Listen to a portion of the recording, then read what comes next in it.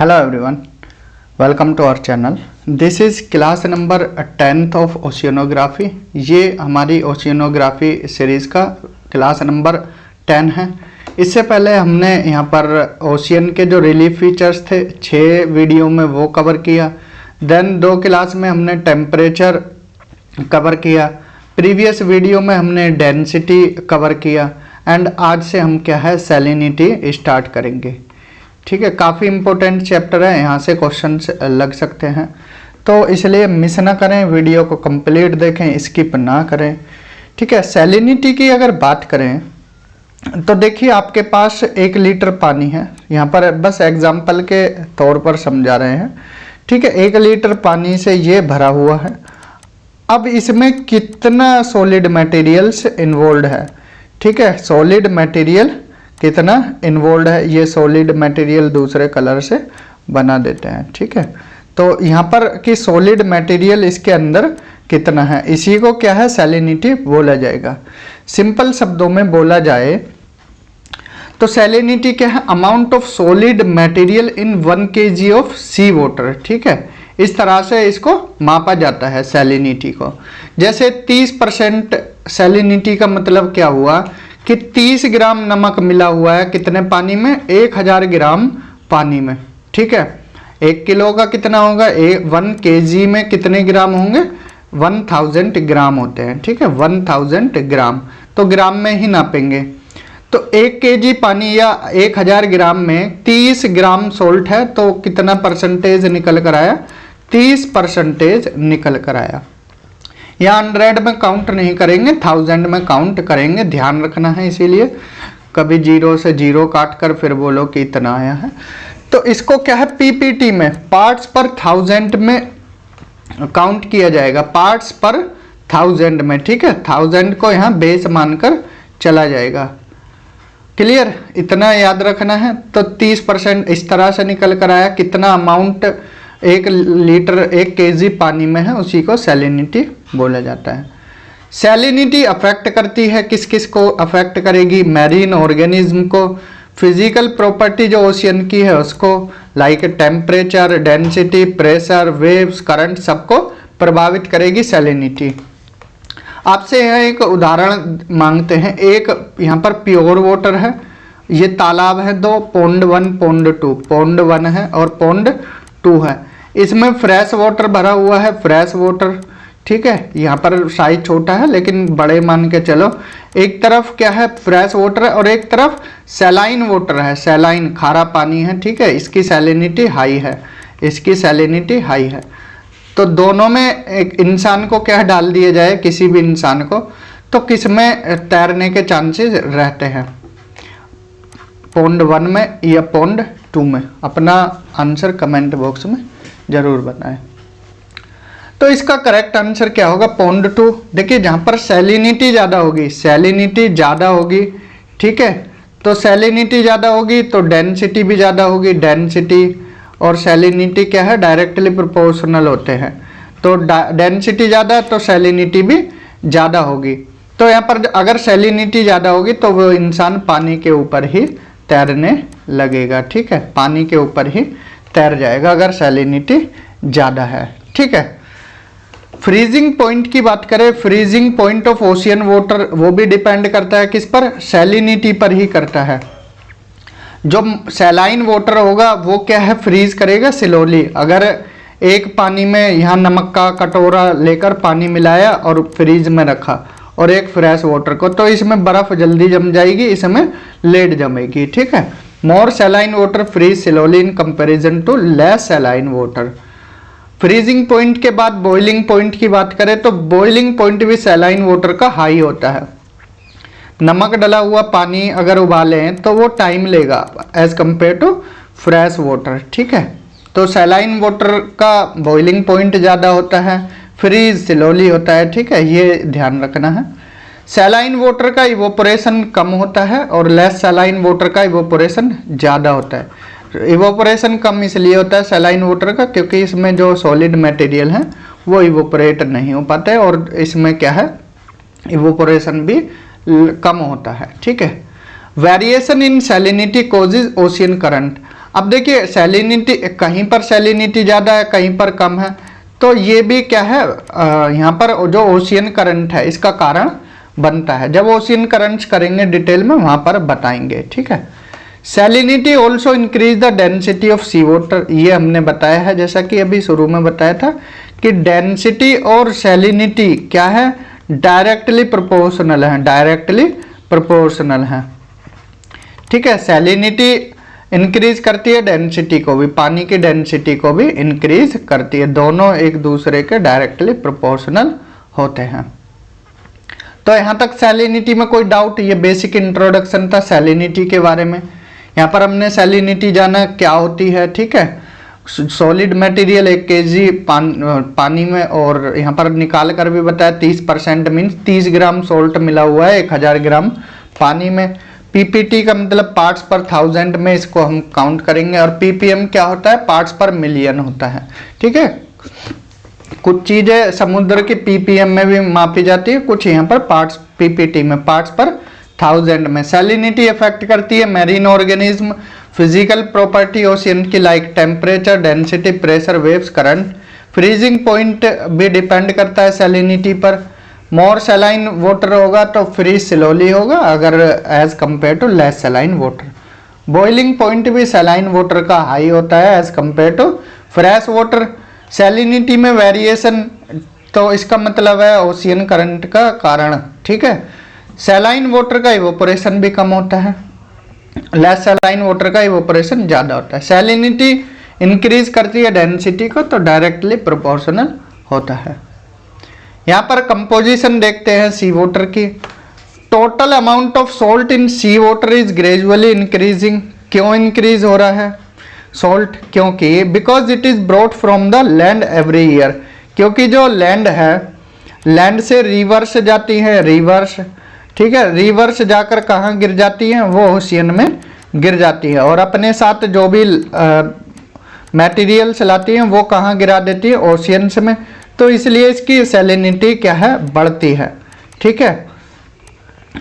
पहला पॉइंट ये, all the salts removed. जोली ने, जो एक जोग्राफर है, जोली ने बोला है अगर समुद्र से और ओशियन सी से सारा नमक निकाल दिया जाए और उसको पूरी पृथ्वी पर बिछा दिया जाए, पूरी पृथ्वी पर बिछा दिया जाए, तो 45 मीटर की मोटी लेयर बन जाएगी, ठीक है। उन्होंने यह भी बोला अगर उसको सिर्फ लैंड एरिया पर, लैंड एरिया कितना है जैसा कि हमने बता रखा है 29% है, सिर्फ लैंड एरिया पर ही बिछा दिया जाए तो 152.4 मीटर की थिक लेयर बन जाएगी। तो ये जोली के अनुसार है, बता देना है, अगर पूछा जाए तो 45 मीटर की थिक लेयर बन जाती है, और 152.4 मीटर की थिक लेयर अगर सिर्फ लैंड पर इसको बिछाएं। There will be fall in sea level by 100 feet. 100 feet sea level क्या है, डिक्रीज हो जाएगा अगर हम सोल्ट को, सारे सोल्ट को निकाल दे तो। ये पॉइंट याद रखने, इंपॉर्टेंट पॉइंट्स है, ठीक है। इनमें कंफ्यूज मत होना है, जोली के अकॉर्डिंग ये याद रखना है। और सी लेवल कितना गिर जाएगा, 100 फीट तक, ठीक है। डिटमर, इन्होंने चैलेंजर एक्सपेडिशन के दौरान 1884 में क्या खोज की थी, इन्होंने खोज की थी कि सी वाटर में 47 तरह के सॉल्ट पाए जाते हैं, 47 टाइप्स के सॉल्ट्स पाए जाते हैं, ठीक है। सैलिनिटी को कैसे मेजर किया जाता है, salinity is measured by electric salinity meter to an accuracy of ±0.03, ठीक है। ये डेंसिटी की यहाँ पर सैलिनिटी का यूनिट है, ठीक है। ये ध्यान रखना है आपको। तो डिटमर याद रखना है, और इसके अलावा जोली याद रखना है, और जो भी फैक्ट्स है वो याद रखने हैं, ठीक है। सोर्सेज क्या हैं ओशियन सैलिनिटी के, ओशियनिक सैलिनिटी के sources. Rivers bring salts from continental area to sea, जैसा कि रिवर्स को सोर्सेज मानते हैं, ठीक है। रिवर्स को क्या है, सोर्सेज माना जाता है। देन सी सोल्ट की अगर बात करें तो 77% NaCl होता है, काफी इंपोर्टेंट पॉइंट है। सी सोल्ट में 77% NaCl होता है, और रिवराइन सोल्ट मतलब रिवर के पानी में 60 जो सोल्ट होता है उसमें 60% CaSO4 होता है, कैल्शियम सल्फेट होता है। तो काफी इंपोर्टेंट पॉइंट है, ध्यान रखना है। सी सोल्ट में 77% NaCl एंड रिवराइन सोल्ट में 60% CaSO4 calcium sulphate. River water में सिर्फ 2% NaCl होता है, तो ये इंपॉर्टेंट पॉइंट है। इसीलिए कुछ साइंटिस्ट बोलते हैं कि रिवर्स को मेन सोर्स नहीं मान सकते सोल्ट का, ठीक है, क्योंकि 2% NaCl होता है और लेकिन सी सोल्ट की बात करें तो 77% होता है। काफ़ी वेरिएशन देखने को मिलता है NaCl में। सोडियम क्लोराइड में जो आप नमक खाते हो वो NaCl कॉमन सोल्ट है, ठीक है। लेकिन इसके पीछे फिर तर्क भी दिया गया। तर्क यह दिया गया जो मैरीन ऑर्गेनिज्म होते हैं वो कैल्शियम को कंज्यूम कर लेते हैं, तो इस वजह से जो कैल्शियम रिवर सोल्ट में होता है 60%, वो क्या है यहाँ पर कन्वर्ट हो जाता है। तो ये कुछ तर्क दिए गए थे, अब कितना सत्य है, ठीक है। तो रिवर को माना जा सकता है और कुछ साइंटिस्ट यहाँ पर वोल्केनिक एश को भी बोलते हैं कि volcanic ash also provide some salt to the ocean.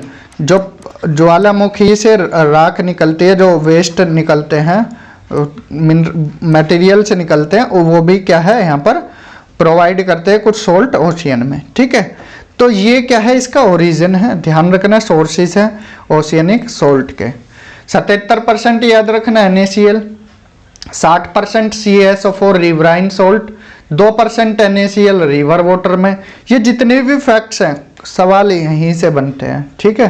Facts अपने दिमाग में बसा लीजिए, कुछ भी पूछा जाए एग्जैक्ट आंसर लगा देना है, ठीक है। ओशियनोग्राफी इतनी मजबूत करा देंगे आपके लास्ट वीडियो तक कि अगर 10 क्वेश्चन आए, 10 में से हम 10 तो नहीं बोल रहे, अगर 9 भी कर रहे तो काफ़ी सेटिस्फैक्टरी रहेगा, ठीक है। इतनी यहाँ पर डीप आपको बताया जाएगा, प्लस सारे फैक्ट्स, और अगर मौका लगा तो प्रैक्टिस भी करा दी जाएगी क्वेश्चंस की।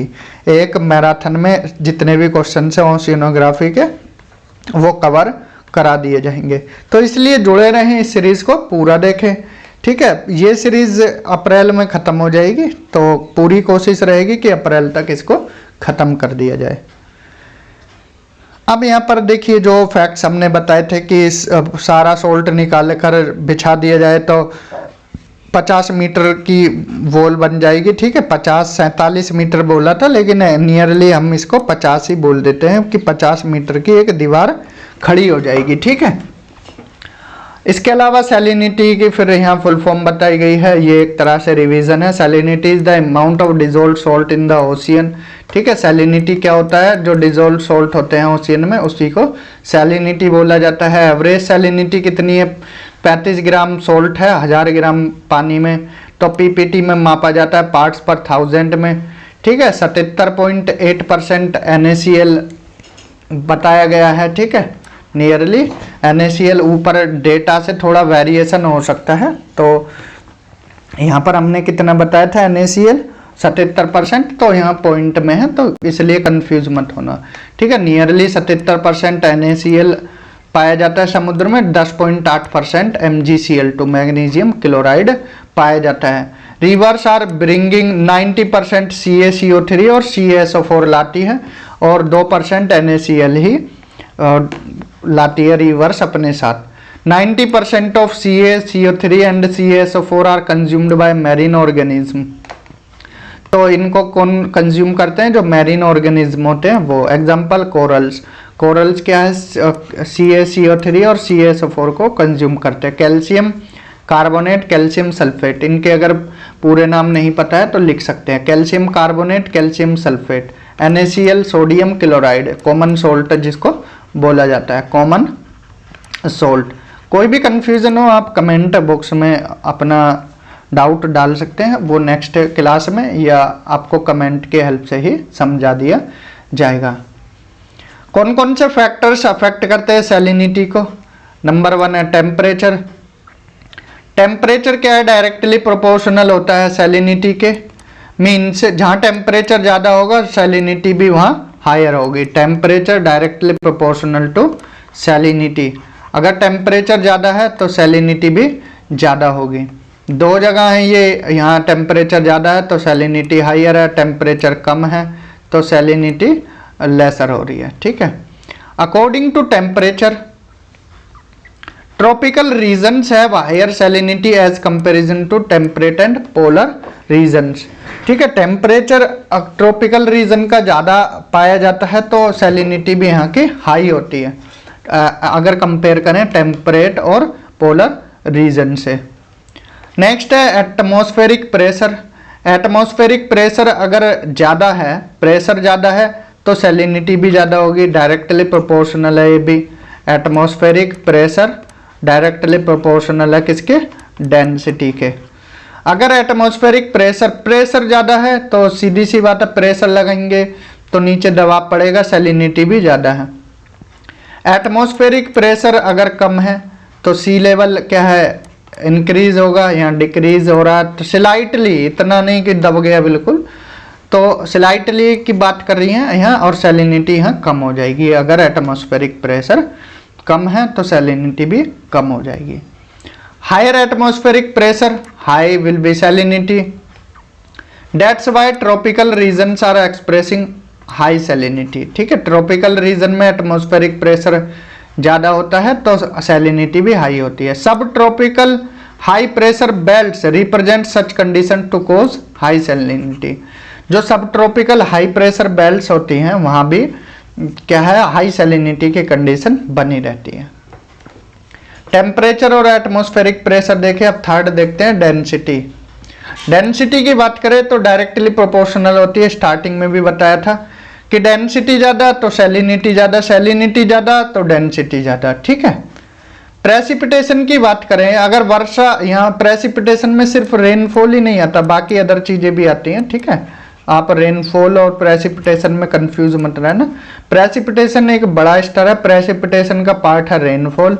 अगर प्रेसिपिटेशन होता है, ठीक है, तो क्या होगा, एक जगह प्रेसिपिटेशन ज़्यादा है, यहाँ ज़्यादा है, सपोज कीजिए 1200 लीटर पानी यहाँ डला और 1000 लीटर पानी यहाँ डला। ठीक है, सैलिनिटी दोनों की 35-35 है, 35-35 है। ठीक है, तो किसकी सैलिनिटी ज़्यादा होगी, कम पानी की या ज़्यादा पानी की? तो ऑफ कोर्स किसकी ज़्यादा होगी, इसकी सैलिनिटी ज़्यादा होगी, क्योंकि बेस इसका कम है, 1000 है, यहाँ 1200 है। तो जिस रीजन्स में हाई रेनफॉल होता है या हाई प्रेसिपिटेशन होता है तो सैलिनिटी उस एरिया की क्या है, कम देखने को मिलती है, कम देखने को मिलती है। The region of high rainfall equatorial zone जो है record comparatively lower salinity than the regions of low rainfall subtropical high pressure belts. अगर कंपेयर करें इक्वेटोरियल रीजन की subtropical high pressure belt से तो कहाँ की सैलिनिटी ज़्यादा है, यहाँ सैलिनिटी ज़्यादा है subtropical high pressure belts पर, क्योंकि यहाँ रेनफॉल इक्वेटोरियल रीजन में ज़्यादा होता है, पानी का जितना वॉल्यूम ज़्यादा होगा तो सैलिनिटी उतनी ही कम होगी, पानी का वॉल्यूम ज़्यादा तो सैलिनिटी कम। ठीक है, तो ध्यान रखना ये चीज़ें। The extra water in the temperate region supplied by melt water of ice coming from the polar areas increasing volume of water and reduce salinity. तो वही बात है, जितना पानी आप बढ़ाते जाओगे फिर सैलिनिटी कम होती जाएगी। ठीक है, तो टेम्परेट रीजन में पानी कहाँ से आता है, जो पोलर एरिया से आता है, आइस मेल्ट होती है वो पानी चला जाता है टेम्परेट रीजन में, तो सैलिनिटी इस एरिया की कम होती है। नेक्स्ट है इवोपोरेशन। इवोपोरेशन ज़्यादा, ठीक है, तो इवोपोरेशन ज़्यादा तो सैलिनिटी ज़्यादा, इवोपोरेशन कम तो सैलिनिटी कम। पानी उड़ जाएगा तो ज़्यादा सैलिनिटी यहाँ पर फिर हो जाएगी, तो डायरेक्टली प्रोपोर्शनल है, इवोपोरेशन ज़्यादा सैलिनिटी ज़्यादा। तो यहाँ पर कुछ एक्सप्लेनेशन इसकी लिखी गई है। Salt concentration increase with rapid rate of evaporation, ये अभी पॉइंट बताया हमने। ठीक है, evaporation due to high temperature with low humidity. अब इवोपोरेशन किसकी वजह से ज़्यादा होता है, हाई टेम्परेचर और लो ह्यूमिडिटी हो, ड्राई कंडीशन हो, तो यहाँ पर इवोपोरेशन ज़्यादा होगी। ठीक है, causes more concentration of salt and overall salinity becomes higher. ठीक है, सॉल्ट का कंसंट्रेशन भी बढ़ेगा और सैलिनिटी भी बढ़ेगी। Salinity is higher near the tropics than at equator. Important point mark कर लीजिए, पूछा जाएगा सवाल। सैलिनिटी किस एरिया की ज़्यादा होगी, तो इक्वेटर की नहीं होती, ट्रॉपिक्स वाले रीजन की ज़्यादा होगी। एक पॉइंट और है, cloudy sky with high humidity. अगर क्लाउडी स्काई है, ह्यूमिडिटी कैसी है, हाई है, ह्यूमिडिटी हाई है, ह्यूमिडिटी हाई है, तो lowers down salinity in the equatorial belt. तो क्लाउडी मौसम में क्या है, सैलिनिटी डाउन हो जाती है, ठीक है, क्योंकि हाई ह्यूमिडिटी हो जाएगी तो वो सैलिनिटी को लोअर डाउन कर देती है। Clear. Next melting of ice. अब देखिए आइस पिघलेगी, पानी बनेगा, पानी ज़्यादा होगा तो सैलिनिटी कम, पानी ज़्यादा होगा सैलिनिटी कम होगी, तो इन्वर्सली प्रोपोर्शनल है। आइस मेल्ट होगी तो सैलिनिटी कम होगी, ठीक है। मेल्टिंग ऑफ आइस अगर ज़्यादा होगी तो सैलिनिटी कम होगी, ठीक है।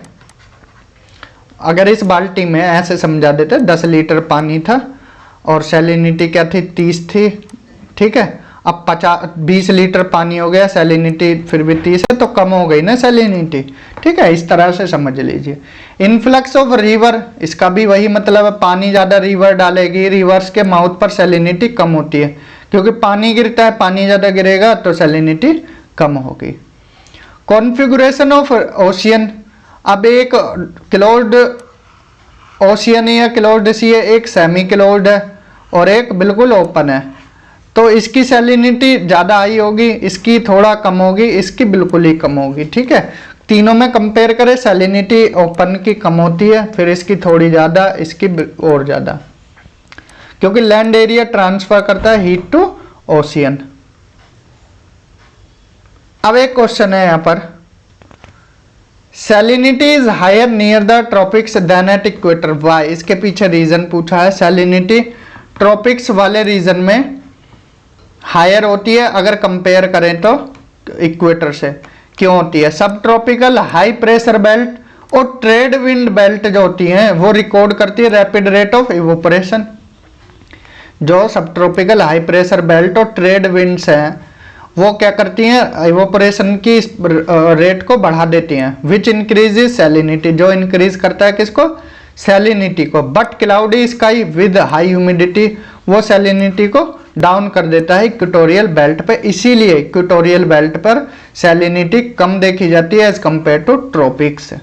तो ऐसे क्वेश्चन भी पूछे जाते हैं। Next, how winds help in the redistribution of salt in the ocean and the seas. तो हवाएं कैसे प्रभावित करती हैं सैलिनिटी को, सॉल्ट को। तो विंड क्या करती है, सैलाइन वाटर को लेस सैलाइन वाटर की तरफ ले जाती हैं। जब हवा बिलो करती है तो सरफेस का जो पानी है उसको भी ले जाती हैं, ठीक है। तो जो हाई सैलिनिटी थी उसको लो सैलिनिटी एरिया में ले जाती हैं, और इस एरिया की सैलिनिटी क्या है, डाउन हो जाती है, इसकी क्या है, बढ़ जाती है, ठीक है। तो रिजल्ट क्या निकल कर आता है, decrease of salinity in the former and increase in the latter, ठीक है। यहाँ बढ़ जाएगी, यहाँ जहाँ से ले जा रही है वो घट जाएगी। In open seas maximum number of rivers are mixing, ये इसका पॉइंट है जो हमने यहाँ बताया था ना, ये ओपन माउथ क्लोज्ड माउथ, इसका पॉइंट बचा हुआ यहाँ लिख दिया था, जगह नहीं थी। तो ओपन सी में क्या, maximum numbers of rivers are mixing that's why salinity decrease. Open sea में क्या है, रिवर्स ज़्यादा मिलती हैं तो सैलिनिटी कम हो जाती है। क्लोज्ड सी में minimum number of rivers are mixing that's why salinity increase. Simple वही फंडा है, हमने बता दिया था। अब बताइए इसी क्लास में डिस्ट्रीब्यूशन ऑफ सैलिनिटी ही कर दें या नेक्स्ट क्लास में, तो क्लास ज़्यादा लंबी हो जाएगी। नेक्स्ट क्लास में करते हैं distribution of salinity. Horizontal distribution पढ़ेंगे, हॉरिजॉन्टल डिस्ट्रीब्यूशन के बाद रीजनल डिस्ट्रीब्यूशन पढ़ेंगे, देन कुछ इंपॉर्टेंट पॉइंट्स देखेंगे, फिर वर्टिकल डिस्ट्रीब्यूशन देखेंगे, ठीक है। और यहाँ पर फिर एंड अप कर देंगे, ठीक है। इस क्लास में इतना ही। नेक्स्ट क्लास में हम यहाँ पर डिस्ट्रीब्यूशन पढ़ेंगे सैलिनिटी का। तो बने रहें हमारे चैनल के साथ, और वीडियोस अच्छी लगी हैं तो ज़्यादा से ज़्यादा इनको शेयर करना, चैनल को सब्सक्राइब कर लीजिए, ठीक है, जिससे आपको यहाँ पर जो भी वीडियो है उसकी नोटिफिकेशन मिल सके। तो इस क्लास में इतना ही, मिलते हैं अगली क्लास में। Till then bye, have a good day.